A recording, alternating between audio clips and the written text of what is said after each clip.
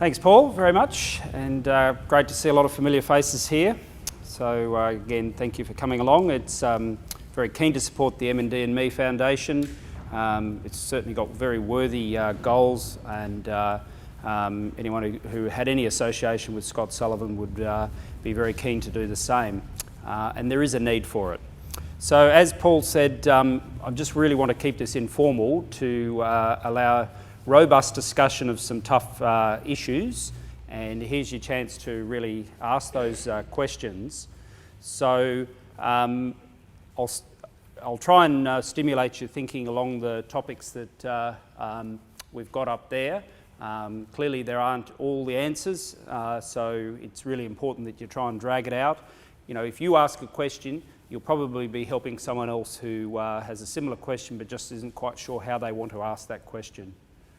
So I thought I'd talk a little bit about the cause of motor neuron disease and touch a little bit on the genetics, but Jake, following me, will make it a little bit simpler because it is a tough area.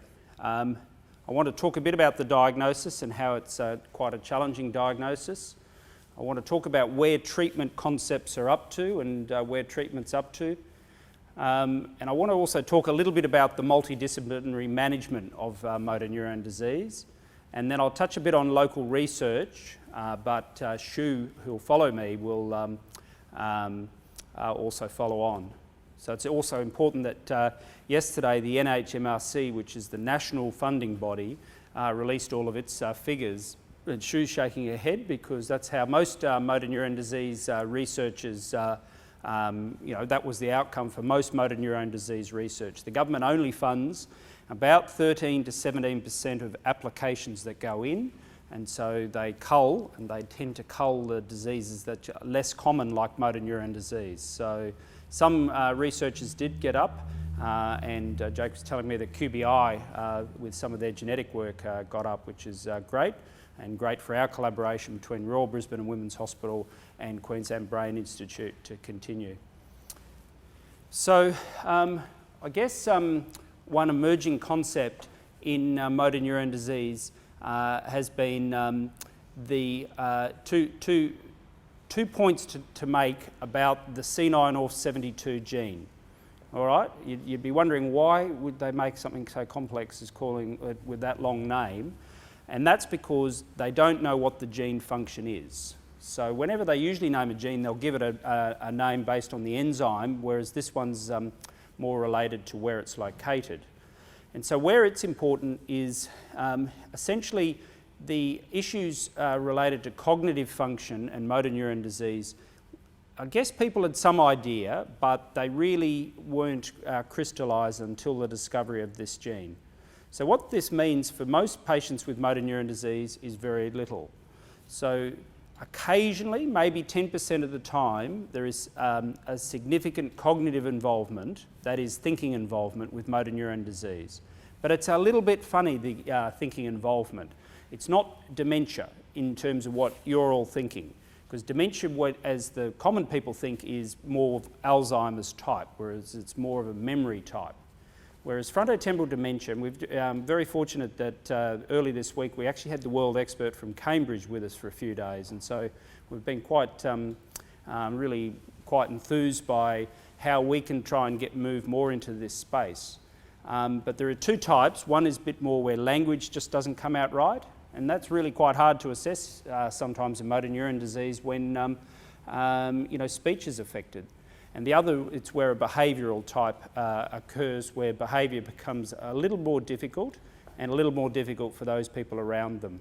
And I think sometimes that's helpful for those people who are dealing with people with motor neuron disease of that rare type, is understanding that some of that behaviour is not their loved one acting in a difficult way, but it's actually related a bit to the cognitive involvement. And it also means that there's better strategies of management when that's recognised. But I guess it sort of also highlighted that a lot of what happens in motor neuron disease is probably more related to what occurs centrally. And that is, again, one of the real problems in motor neuron disease is it's just really not understood where the disease starts. So most diseases, it's pretty easy. You just go in and take a biopsy and you can easily do biopsies at different time points, and you can get a better understanding. But the trouble is, not only is it difficult to take a biopsy of the brain or nerves, it's also the pathologists have just not developed in a way that we actually understand what looking at the brain looks like anyway. So that's what's made motor neuron disease so difficult. And the person up here, his name is Charcot. He was the one who originally discovered motor neuron disease, and he thought the problem started in the spinal cord. And because he was so put so much effort into and force into what he wrote, that view really held right through to the 1970s or 1980s. Whereas I think many people now think that whether or not it starts in more than one spot, but certainly I think it certainly starts centrally. And I think the evidence of the overlap between frontotemporal dementia and motor neuron disease has really highlighted that. So that's what this C9orf72 gene has meant, is that some people with that gene develop motor neuron disease, some people develop frontotemporal dementia, and it puts a real overlap between psychiatry and neurology. And it's perhaps a nice window to better understand the disease. And why it's also important is it's much more common than the previously recognised gene, which was called the SOD1 mutation. So if I'm getting a little bit complex, I'm hoping Jake will also follow up on a few of these points. Yeah. So SOD1 is a gene that was discovered in the 1970s, and most of the efforts in trying to find a treatment for motor neuron disease were directed at that SOD1 mutation. So now having another gene, which is more common and perhaps is a better marker, will really there really is the potential for things to happen quite quickly in the right direction. Because I think the SOD1 mouse model, the model that they developed from the previously known gene, has probably not turned out to be the best model. And so there is real hope that once an animal model is developed for this gene, that research can really accelerate. And there's certainly a lot of excitement in the area of motor neuron disease directed at this. So just to get it into really basic figures, 90% of people with motor neuron disease do not pass on the disease in any way that their family recognise. And that's their doctors as well, and that's everyone in the community. So you really can take heart in those figures that for 90% of people it's not. But for 10% of people it does, and it runs in the families. So I don't know if there's anyone here where that's true, that they're aware of a family member who runs in the family. Is that an area of interest to anyone else? Yeah, so I'll stop at the end of this slide and we'll go and explore this, some of these points, I think. All right. No animal models yet, so that's the tough thing.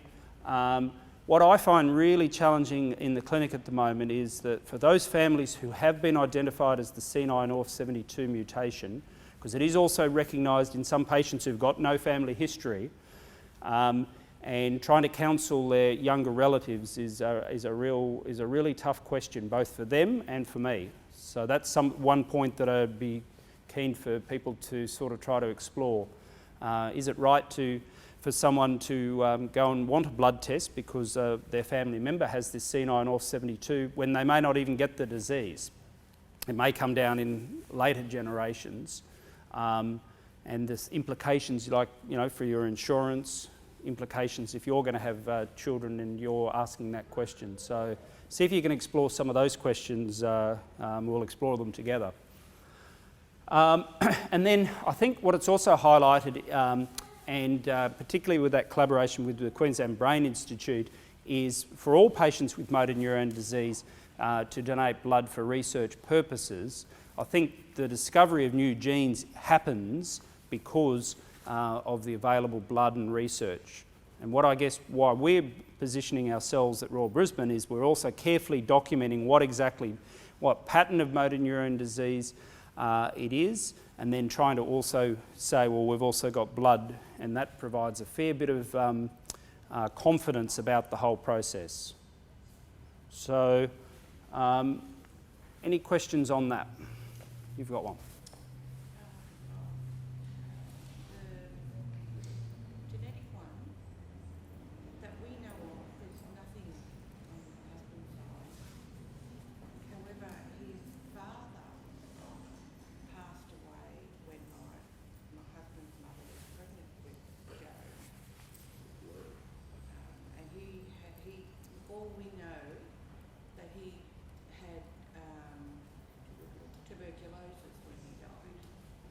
So whether it was tuberculosis or not, we don't know.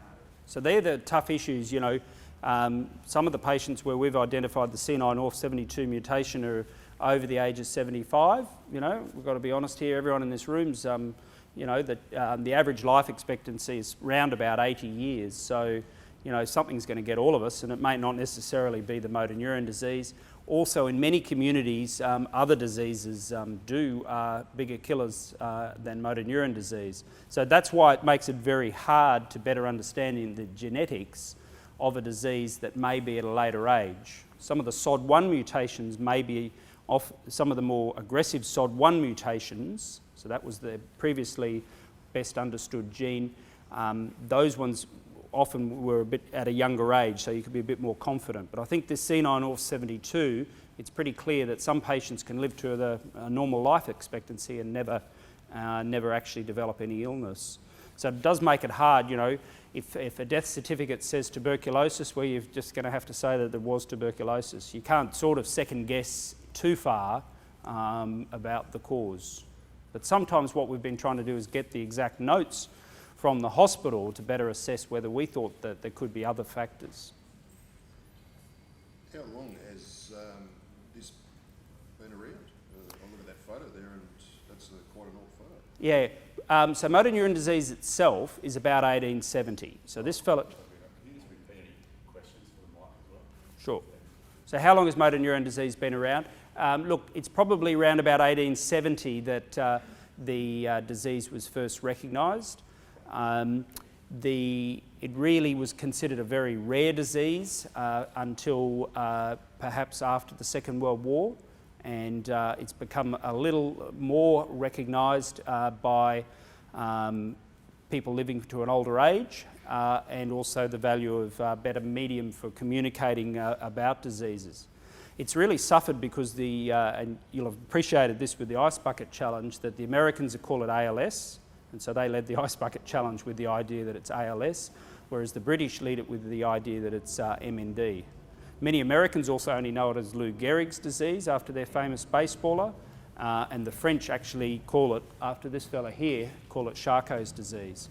So it's those sort of efforts don't help the quality of the research that's occurring. I put on Paul's website that, you know, the terms overlap, but they're probably not quite the same. So the term ALS, which Americans know it as, represents that disease that's usually quite aggressive, usually with survival, 90% won't survive, or the average survival for 90% will be 3 years. Whereas MND better encompasses all of the variants, including all the slow variants, so that some of those have a very long protracted survival, albeit with disability. So say Stephen Hawking's wouldn't have ALS, but he does have MND. Anyone want to explore any of those points a little bit more? Sorry, what's the difference between ALS and MND then? I thought it was Yep. the same thing. So, all right, making it for most purposes, they're exactly the same thing. For any funding bodies and for any literature, you can use the two terms interchangeably. All right, so yeah, so the question is, are ALS and MND the same thing? And it is a good question because there are two answers. One answer is there is no difference, that they overlap and that you can use the two terms interchangeably. However, I think there is a bit of a difference in that ALS, which is named on the pathology. ALS means amyotrophic lateral sclerosis. It's the description of the pathology, all right? That pathology indicates an aggressive disease where the average survival is 3 years.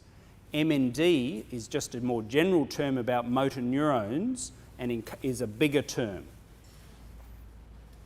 So just to clarify that again, under the term MND, motor neuron disease, if you have ALS, you can also have PLS and PMA. And so that's where it gets a bit more confusing, all right, because ALS, that's what most people have, that's 90%. But the slower variants can be called PLS, primary lateral sclerosis, and progressive muscular atrophy. And where those two terms come in is primary lateral sclerosis is when just the nerves more of the spinal cord and brain are involved, and progressive muscular atrophy is where it's the nerves outside the body. What if you have both of those symptoms? What does that come under? So that's when, if you've only got one bit, the progressive muscular atrophy, which is outside, or inside the body, which is primary lateral sclerosis. If you've got the two of them, involvement of that, plus the ones inside, that's what's called ALS, and that's what 90% of people have got. So that's a really good point, that when people, 90% of people, most of people that you think of, have a combination of involvement of the motor nerves outside the body and also the motor nerves inside the spinal cord.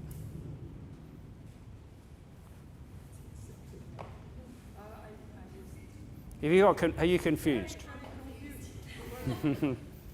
All right, so it's easiest just to think of motor neurone disease. All right, so motor neurone disease is the disease that we all know it as. It's a disease of the motor nerves, which can be in the spinal cord or going out to the muscle.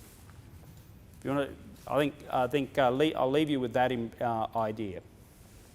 But the reason it's probably important to have some understanding that there is other variants is because there is this very wide difference in how the disease progresses and starts, and that's why some people can have quite a long survival and some people can have quite a short survival, because it's based on those differences.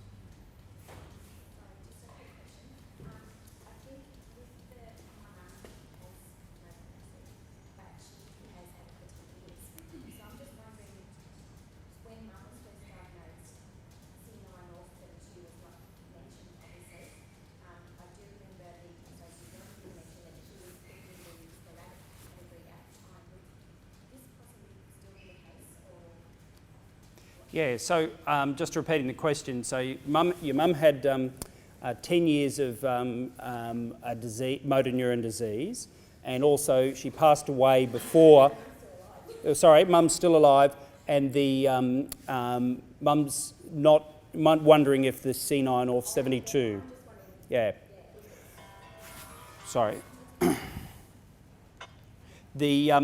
So the points there are that the C9orf72 is thought to be the more typical motor neurone disease. So therefore it's unlikely it's of relevance to your mum if she's had a 10-year course of the disease.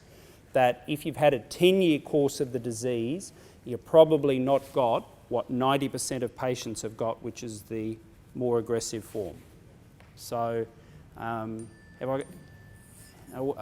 we still confused? It'd be good if we leave you with a bit of understanding here. When you're diagnosed, are we told which one you have? Yeah, from practical terms, it doesn't make a lot of difference, but it is important because, and we've had 2 treatment trials that we've been involved with at Royal Brisbane, where it's clear that these patients who aren't that common, who have the less common variants, you know, they make a big difference in treatment trials, because if they get randomised to placebo and have a long survival that was going to be a long survival anyway, and someone who gets randomised to an active drug, you know, and it doesn't work because their disease is more aggressive, those factors do apply. So your question is, do you know at the start, and are you told? And so that's the challenge, that when you first see a neurologist, they really can't tell you which group you fall into, by and large.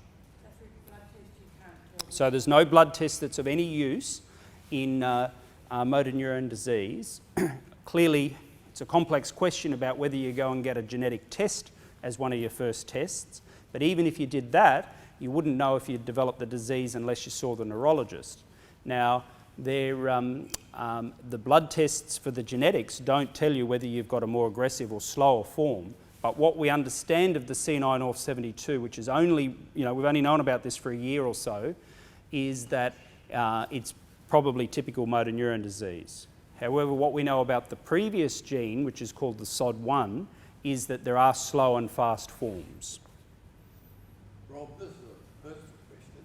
I was initially diagnosed with ALS, and when I saw you very quickly diagnosed high alarm variant. Now, how does that fit on that spectrum you were talking about? Yeah. So within those three broad headings of ALS, PLS, and PMA, all right, we're all clear on those three, and they can all fit under the big heading of motor neuron disease. So under the PMA idea, there are a couple of subtypes that are probably important.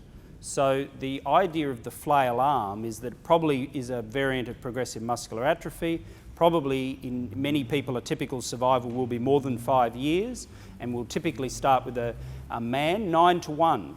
It's, motor neuron disease as a whole is slightly more common in men than women, 1.2 is to 1. But the flail arm variant is 9 is to 1. And it starts, and was also described as man in the barrel, because you start by you can't really use your shoulders and you can't lift your arms up. And so that somehow has a much slower involvement than other variants. Women get their own back because men who get the disease at a younger age, it tends to be a little more aggressive. And there are also slow variants where some women can have involvement of motor neuron disease where it starts in the bulbar muscle, so speech and swallow, and for a number of years it can stay just restricted to that area with speech and swallow. So am I looking around and seeing that people understand these terms? One thought my auntie had MS years ago, what they called it, and that's what they called it back then, and you didn't notice they had very bad, when you had the baby, when she had the first baby, she started to slightly use that leg differently, so she's pulling it, and that's what my auntie did for years. So the question is about a relative being called MS, and you can there's two thoughts that I can think about there. So MS and motor neuron disease have no overlap at all. One's thought to be an immunological disease. Your immune system is involved in MS. Probably not much to do with your immune system in motor neuron disease, although one of our researchers is still exploring that avenue. But could someone who'd been told that they had MS, could they really have had a type of MND? And I guess the answer is yes. So they could not have had the typical ALS, the aggressive variant where average survival is 3 years, but they could have had one of the slower variant called PLS, where there is just slowly involvement of the nerves more in the spinal cord. All right, so PLS, spinal cord, PMA, out in the arms or legs. Another question of mine. We've been married now 40 years, and ever since we've met, my husband's always suffered from backache. Will that be some sort of connection there? So the question is there a connection with having backache in the past? Well, I think one of the fascinating things is, everyone's thinking, well, what could have been contributing, and researchers are thinking the same thing, what could have been contributing to me developing motor neuron disease? And the simple answer is it's not very clear at all. So someone who's got backache probably would have nothing to do with it. Backache is a very common symptom in the community, wouldn't really have anything to do with it at all. But I saw a fairly young person who got electrocuted and within a year developed motor neuron disease. They're absolutely adamant that the electrocution was the major factor. A young guy who got a job spraying without protective equipment under the house, and he's absolutely adamant.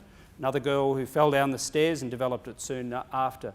There isn't any clear environmental factor that clearly triggers motor neuron disease, but I think probably where the answer really lies is that there is a genetic basis, but genetic predisposition, that for most people that they won't ever develop it, but maybe there may be a predisposition to one, or maybe it takes more than one environmental event. But when they do studies across a large number of people with motor neuron disease, there are no factors that really come out as clearly linked to motor neuron disease from the environment. When they, when they do these studies, do they do blood tests and look for the likes of heavy metals, toxins in the body, all that type of thing? Yeah, so... That's more on the naturalist type of way of thinking, but... Yeah, so the question is, do people do tests for heavy metals before they've developed motor neuron disease? So the 2 points I'd raise about that is they have done those studies to try and see is there any environmental cause for motor neuron disease, and there isn't. So studies have been done on heavy metal exposure. However, there's been, over the last 15 years, various so-called companies that will take your blood and do a test for heavy metals and find that your heavy metals are elevated and enlist you on a treatment called chelation therapy, that clearly is a bit dodgy. So I'd be... Chelation therapy, is that... to try and drain your body from heavy metals. So really there isn't any link of heavy metals with motor neuron disease. And no toxins at all? So there's no clear role for toxins for most patients. I mean, it's ongoing research. I mean, I think 6 months ago, you'd be aware around the Griffith area in New South Wales, there was a report of an algae, blue-green toxin. So there's a group researching that toxin, but that toxin is fairly common, so it's clearly not the only answer. But it may come down to, as I said, a combination of a genetic reason and environmental insult. The answer is probably more simple than the doctors and researchers think. I mean, the best example of that is the peptic ulcer disease that many here in the room would have thought about, and used to be, we used to have a whole chapter in our textbook on that.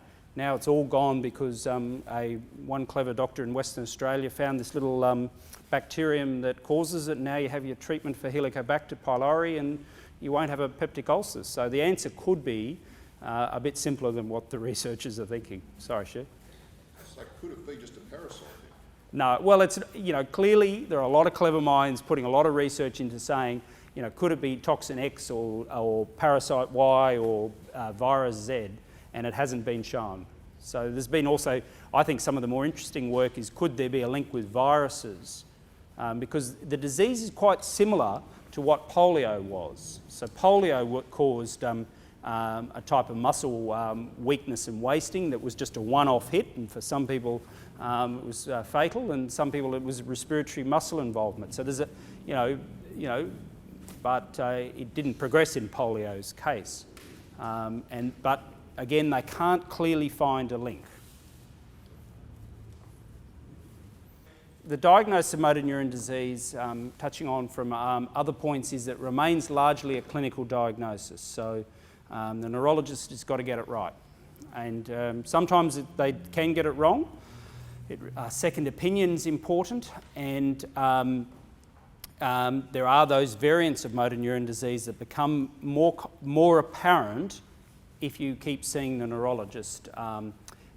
The average neurologist isn't so aware of what the clinical variants are, what I've been talking about where you've got slow and fast forms. So that's something that's sort of emerging. So it is important to try and exclude other diseases. Probably, I still remember I had a young patient who had been diagnosed with motor neuron disease, and we were fortunate to be able to diagnose him with a treatable disease called multifocal motor neuropathy. And I said, well, that's what you've got. And he said, oh, so it's not motor neuron disease. I said, no. He said, oh, that's good. I was thinking I'd have to go and look up what motor neuron disease was, but I hadn't got round to it, so... So he wasn't too impressed with the other diagnosis. He didn't really care. So, but anyway, for most people, clearly it's a different story. So, but occasionally the diagnosis is wrong. Occasionally people have a trial of therapy with intravenous immunoglobulin to see if it can treat immune-based therapies. something over the last 12 months that I've sort of becoming aware is a tougher issue is explaining the diagnosis of motor neurone disease. I mean, in our clinic, it's apparent that for many people it's not as simple as just having a chat, that really you've got to follow up a couple of times and really try and get on the wavelength of the patient and their families to try and have clarity of the diagnosis. Some people, it's really challenging. Some people get angry, some people get depressed, some people get quite withdrawn when you about that diagnosis of motor neurone disease. So it's tricky. It's trickier than I thought. So there is a person doing some research in WA trying to explore some of those issues. And then what I've said to you is that the clinical phenotype matters. So we've already said that there are different variations of motor neurone disease. And so this picture here is of someone who has got that flail limb variant that Graham mentioned, that where the weakness is occurring up in the muscles up in the top part of the arm. So that's where I was going to mention that. So thanks, Graham. That's good. So any more questions about making the diagnosis of motor neurone disease? And I want you to be a little bit clearer on the variations of motor neurone disease.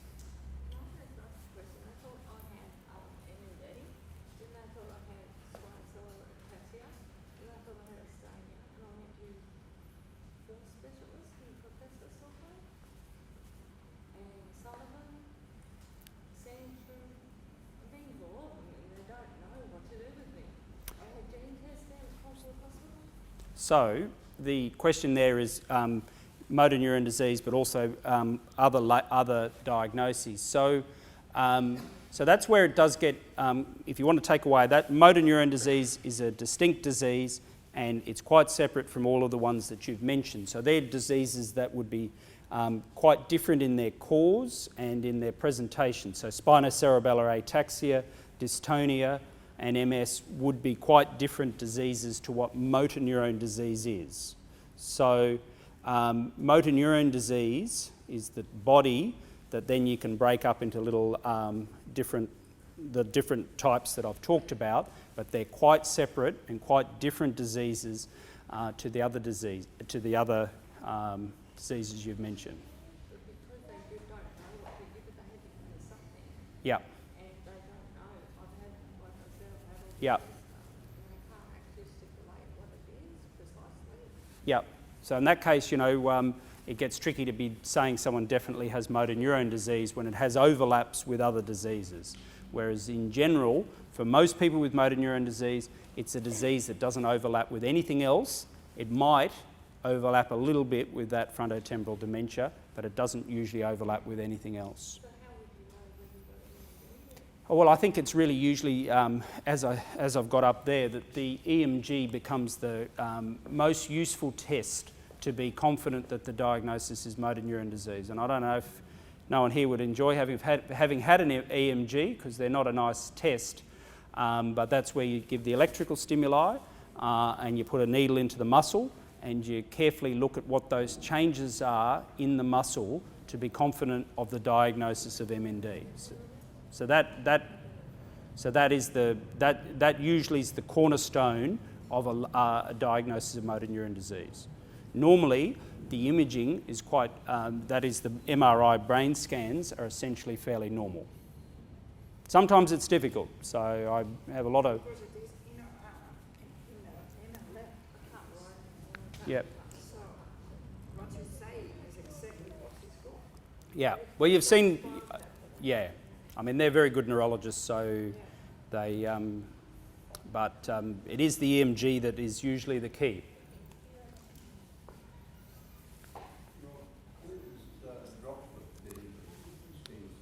Yep. So, are you right on the terms for within the diagnosis of motor neurone disease? All right? So I now throw in that when you have got motor neurone disease, it could start in the legs, the arms, or in the speech and swallow. And in about 5% of the time, it could even start in the breathing muscle, or probably less. 5% of the time it could either start as that FTD or breathing. So that's very rare. But really it's about an even chance of starting in the legs, arms, or speech and swallow. And one of the interesting things for motor neuron disease is that if it does start in the speech and swallow, usually speech is involved before swallow by a reasonable period. If it starts in the arms, it particularly involves the thumb muscle, and if it starts in the leg, it'll usually start with drop foot. So that's the where you get a foot drop and you can't lift your foot up. And I guess we've had this really smart young fellow, Matt, who's been trying to explore those factors because there's something evolutionarily special about those areas, because our ability to lift our foot up is a muscle that in animals is quite not a particularly powerful muscle. Usually it's more the muscle on the back of the leg that for hopping and for other purposes that's stronger. Animals really don't need their thumb.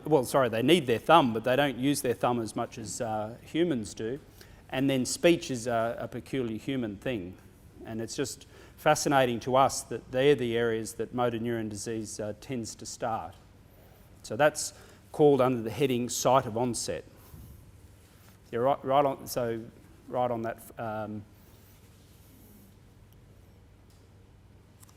I've definitely got you two confused. Any other questions along that? What about just the breathing?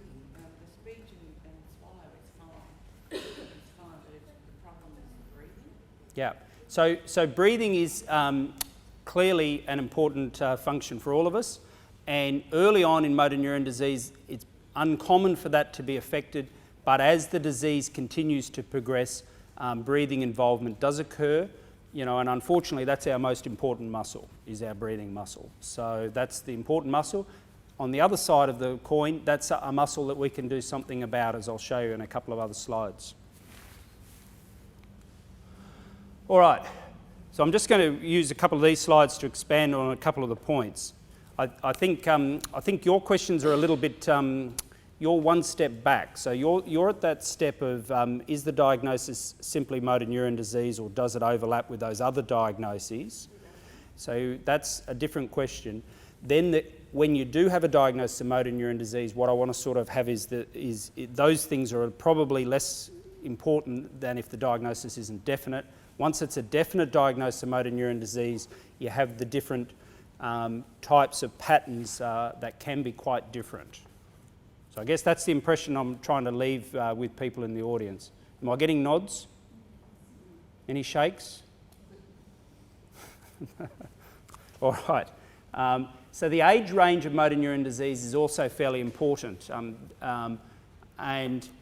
A lot of people had been, for the last 20 or 30 years, were trying to say that motor neuron disease is what's called a neurodegenerative disease.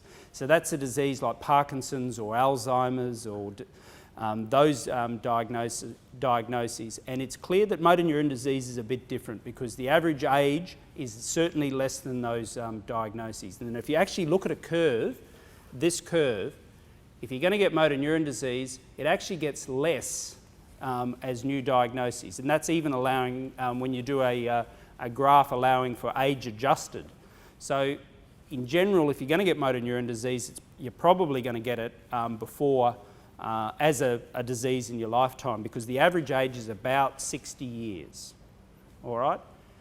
I think this C9orf72 has got us all thinking, because there's clearly people who could have that mutation, who could live a normal lifespan and not get it, and yet we would have thought that they should have.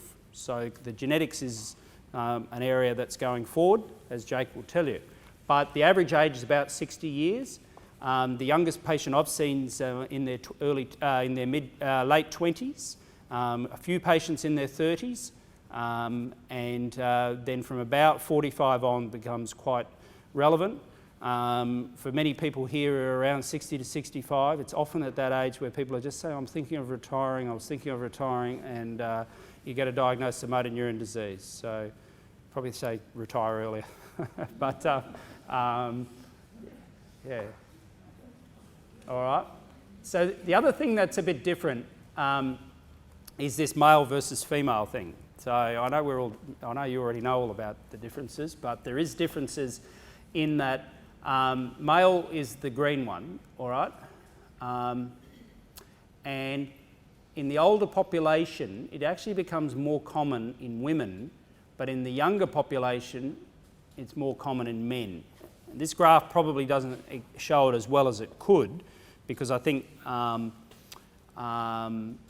maybe different figures that I've seen shows the figure even more striking for older females and younger men, is how the disease seems to have a slight, how it goes. And we don't understand those genetic factors, and essentially no one has really put in for those, put in much effort, research effort into why there are gender differences in this disease.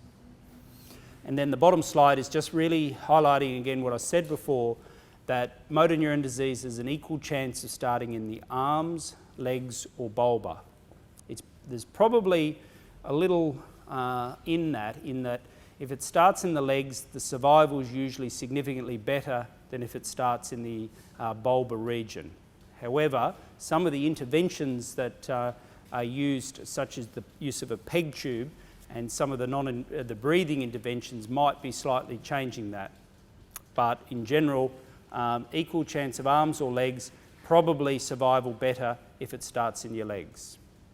Any questions on just some patterns? I think I might have a couple more slides along that. All right. I've already said the top left one, which is that older women, so, you know, this is if you get bulbar disease, so it starts in your speech and swallow. Younger on, men get it quite commonly. Older on, women get it more commonly. All right. I don't really think we need to say much about the other, but that's an area that's of considerable interest why there is different patterns. The genetics Jake's going to cover, but I just want to leave you with the idea. So motor neuron disease, the genetics are very important. Jake's going to have a job for a long time, and it's clearly not the only factor, but there are many different genes that have been discovered even within the known genes. So the known gene was the SOD1 gene, and then this new discovery of the C9orf72.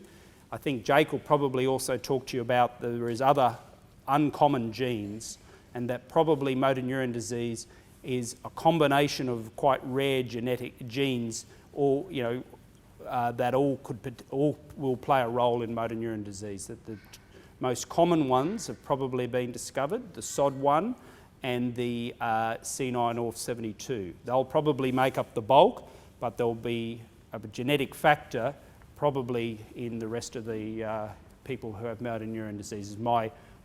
That's my hypothesis and what I'm thinking. Jake, is that unreasonable? No. So Jake will probably try and expand on that.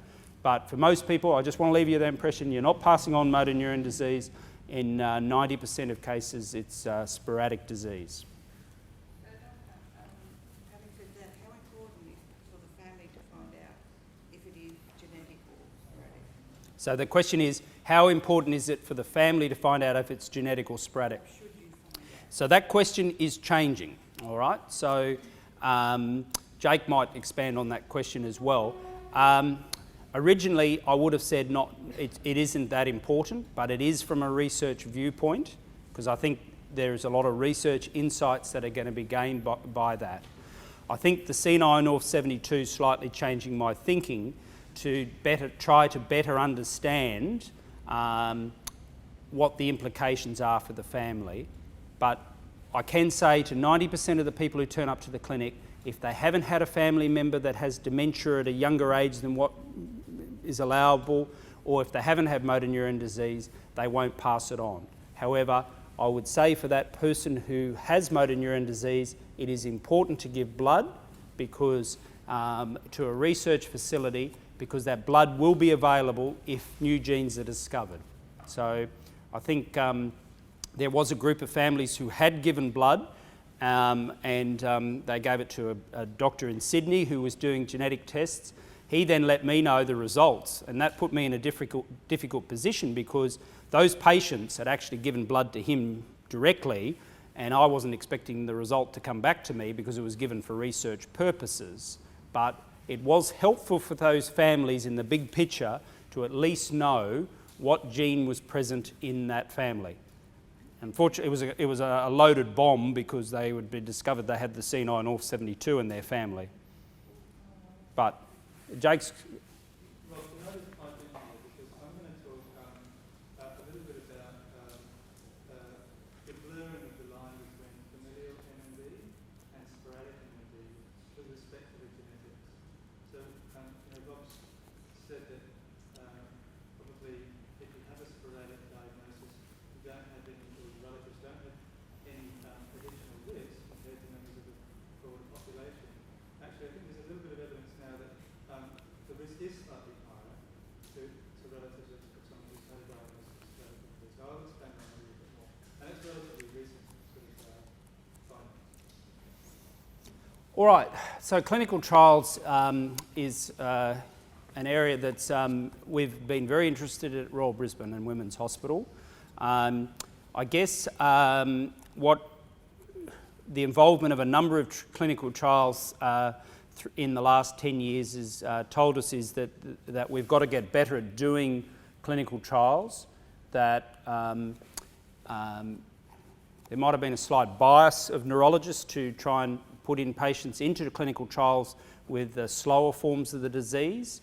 And what we really want to know is what's the disease really doing in the people with the more aggressive forms of motor neuron disease. However, these trials usually run for 12 to 18 months, and that's not a long time frame. So, it's very difficult to do proper clinical trials in motor neuron disease. The animal models haven't been very helpful for us. So there's been over 100 trials in the SOD1 mouse that have been successful to a degree in the SOD1 mouse that haven't translated into the humans. So those are the challenges for clinical trials. So the only drug treatment that has come out of a clinical trial to show some benefit is the drug Riluzole, which has also got the trade name Rilutech. It probably does work because the two original studies showed that, published in the two leading world journals. And also the trials that I've been involved with, the people who are on Riluzole have had a slightly better survival than the people who don't. And also when we've looked at our clinic and compared patients who are on Riluzole to those who aren't, which is a completely biased analysis, but there is a slight survival difference. I think it's completely biased because there's a difference in who's chosen to use Riluzole and who hasn't. It's clear that the benefit for Riluzole was probably only for the more aggressive forms, that it's only showed a benefit if there was bulbar involvement, that the people who had arm involvement, they actually didn't show any benefit at all.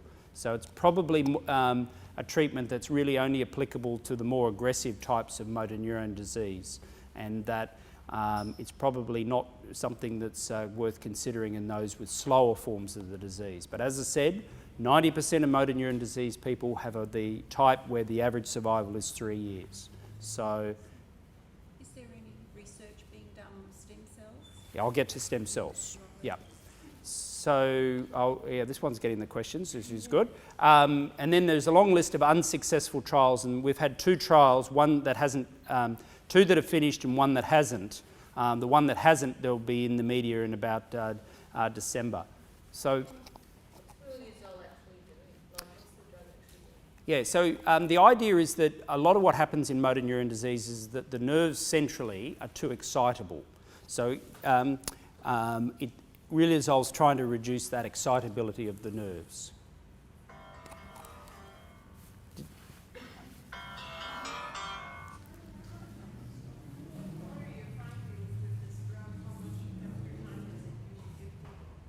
Yeah, so that's the good question, that clearly its benefit is very modest. So that even in the people with the more aggressive forms, the average survival was somewhere around 3 to 6 months. That it probably doesn't make a difference beyond a year, and it's probably only measurable or believable in those with the more aggressive forms of the disease.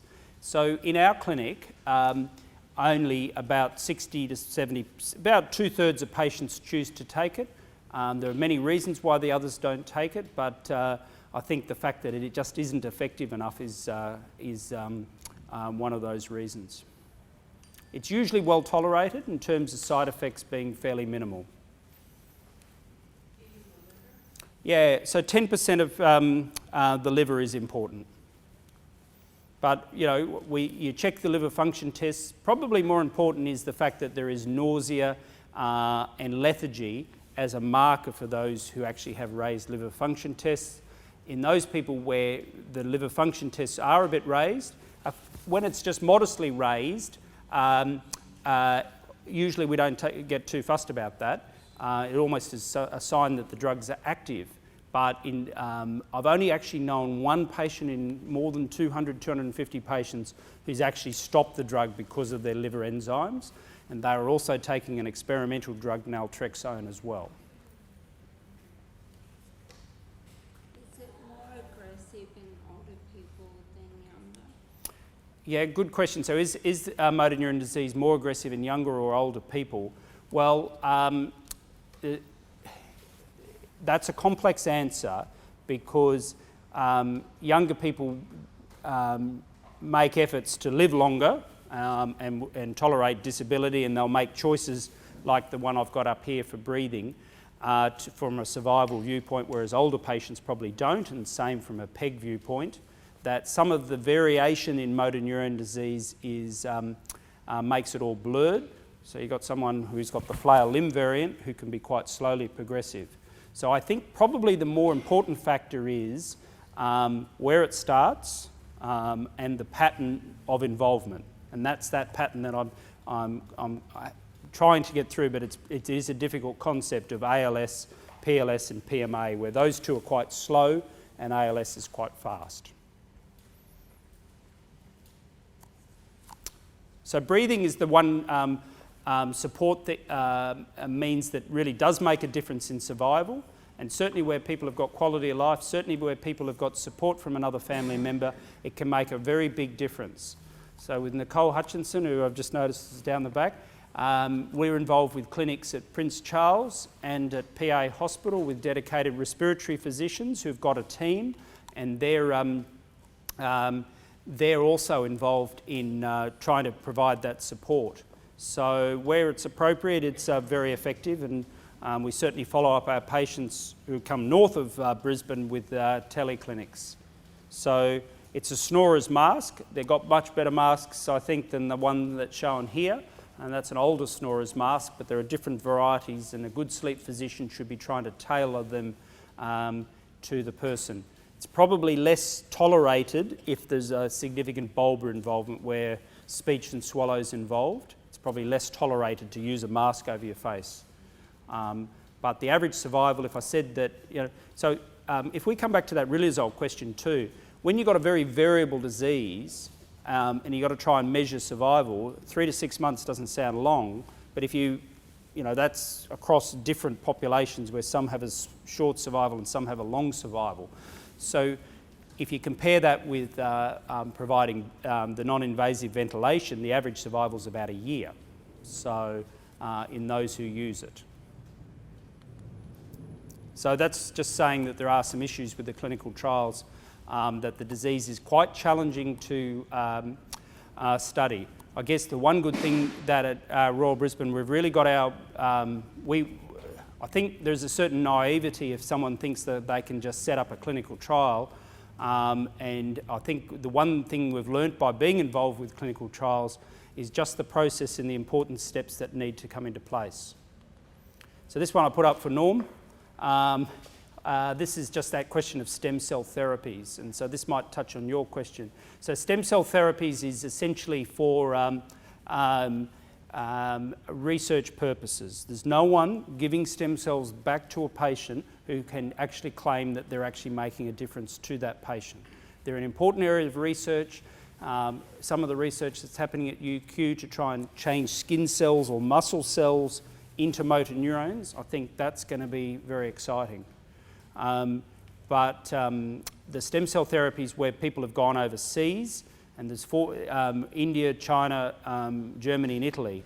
The more reputable the country, and someone nicely said this, the more reputable the country, you'll get 2 to 3 years before you'll be closed down by your government as fraud, whereas India certainly has been able to get away with fraud for quite a long time. I don't know enough about the Chinese stem cells. Clearly China is going leaps and bounds in terms of research. We did have a visiting professor a few months ago, and clearly, you know, Chinese don't really want to be spelling out. You want to have the evidence before you rubbish someone else. But I do think it's fair to say that some of the research that's happening in the Chinese military hospitals is probably pushing their luck. So these are my 6 points. The warning signs, and this is based on advice I got from an expert, that beware of stem cells. It makes claims based on patient testimonials. The same stem cells are used to treat multiple diseases. The source of the stem cells is not clearly documented. How the treatment will be done is not clearly documented in a protocol that serves as the operating manual. If they claim there's no risk, then they're lying. And if they say that there are costs or hidden costs, then beware, because if you're involved in a clinical trial, one of the natures of being in a clinical trial is you are going into the clinical trial on the understanding that you could get an active treatment or placebo, and there really shouldn't be any costs involved. And you know, the trials that I've been involved with, any cost to the patient of travel or anything like it should be cost neutral. You shouldn't have to be paying to get involved in it. We support travel costs if you're involved in clinical trials. You're saying overseas, they're only doing clinical trials? So in Australia, there has been people who've been trying to get into the area of clinical trials at different stages. Some have got more advanced than others. My understanding is probably the group in Sydney that call themselves Macquarie Stem Cells might not be reputable, but clearly Macquarie University is a place that's really, I probably wouldn't be too far to say that they're one of the leaders in motor neuron disease research in Australia. And would they be following some of the overseas stem cell research? So they're all generating their own research. So the people, I guess, are very protective of their research. If I had to say, research and money unfortunately are tied together.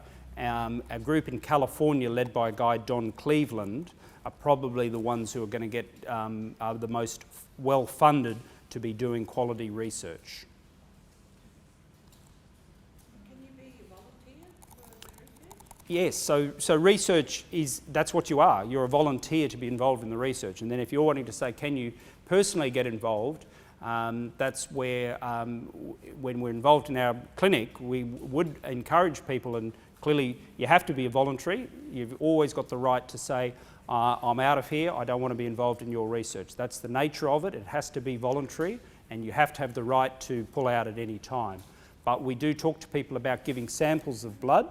We talk about a study where we're taking muscle and skin involved, and we also talk about some of our research into biomarkers, which is exploring with MRI scans.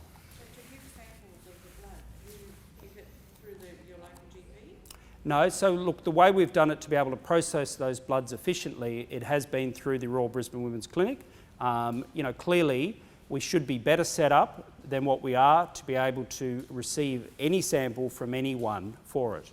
One of the challenges that I've had is some of these, particularly relatives, have wanted to give blood for our research, but then with this C9orf72, there's been the really complex idea that if you've got a healthy relative and they give blood and they've got the C9orf72, what's the implications for telling them the result? What's the ethical and moral implications for that? But the nature of research is if you're giving a sample, you're giving it on the understanding that that will be used to help others and help the greater science involved, greater understanding of that disease. And that's only done at the Royal Brisbane? So if we go to the PA, can we give them the sample Well, you can't get, not at this stage.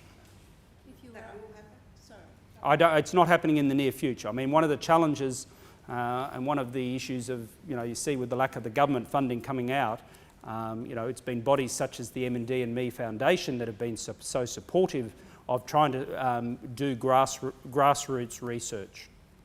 If you did go overseas and you were in a trial, you could get a placebo. Depends on what what trial's operating.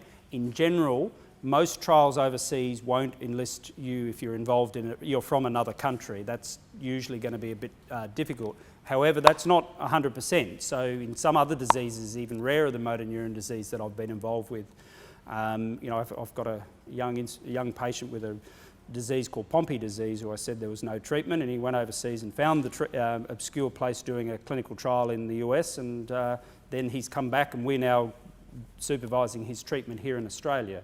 But in general, it's hard to get involved in motor neuron disease at any overseas trial. What usually will happen is that the overseas, there's enough of a network of researchers who are involved in clinical trials to know that there's 2 and possibly 3 centres in Australia that are going to put their hand up. Probably the group in Sydney with Professor Matthew Kiernan. He's the guy who's going to hear about any clinical trial first, and that's why I stay good friends with him, to keep involved. I know I'm running out of time, but telehealth, this one's for you, Nicole. So Nicole's the key person in our clinic. We've had 7-8 years of involvement it's just so handy to have such a person as dedicated as Nicole to motor neurone disease, and this has been certainly one area that she has pushed along with the telehealth and providing care for patients outside of Brisbane, and it's been a great way to stay connected to patients, try and provide them a service. And I think it's actually the way of the future to be able to have your GP, potentially allied health staff, patient and family from centres throughout. The ones that really seem to be working are Hervey Bay, Maryborough, Gladstone and Bundaberg. Where they've got quite dedicated local people who I think get a benefit from interacting with us. So that's the idea of multidisciplinary involvement. I think it's frustrating for patients like people here in this room who might have the expectation that they can come along and everything's all there for them. It's really it's really hard when most of us we're not dedicated. We're not able to dedicate most of our time to motor neuron disease.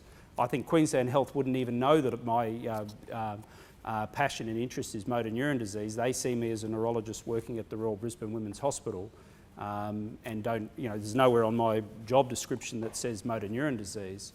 So you need to be aware that what we are trying to do is coordinate care and involve other people, such as the people like the local care providers, into actually get patients the care that they actually need. In some areas, particularly if you live in North Brisbane, we're certainly able to do that. Research I might leave to Shu. She's going to talk. One area that I'm keen to fund, and from the money that we've generated through, and in the past Scott Sullivan was generous with us, and I would like to be generous back to Scott's memory with a fellowship. It's a nice example. We have the Royal Brisbane and Women and UQ. You can come up with a good idea, and you can tell the hospital administration, and you can tell the UQ that we want to do this, and everyone says they'll put in money, and then the lawyers get involved. So apologies to any lawyer here, and suddenly it's tied up in a legal agreement. But all I can all I can say is we've got the funds, and we're keen to provide that position for next year and potentially in the future. Maybe Paul will have a bit more to talk about that, because I think it's very much a great way for the MND and Me Fellowship to really, Scott Sullivan Fellowship, to link the right places together. So RBWH, MND and Me and UQ. Rob, could I just ask a question? mentioned PEG tubes. What are the criteria for Yeah. using that method of feeding? Yeah, so am I okay to pinch a bit more time off? Yeah, so look, there's a lot, and that's, I guess, where our clinic is trying, and you know this already, Graham, that our clinic is trying to provide that care. So one area would be the PEG tube, and another area would be the non-invasive ventilation, and other bits would be an involvement of allied health. So a PEG tube is a complex decision. I think it's particularly where there's bulbar involvement. It's particularly being aware if you're losing weight, if it's just taking a long time and a big effort to eat, and also being aware of breathing function. It can improve quality of life quite significantly. You could have one in here now and no one would know, and that for most people, if it's done in a coordinated fashion, it can be quite a safe procedure. Thank you. All right, thanks very much.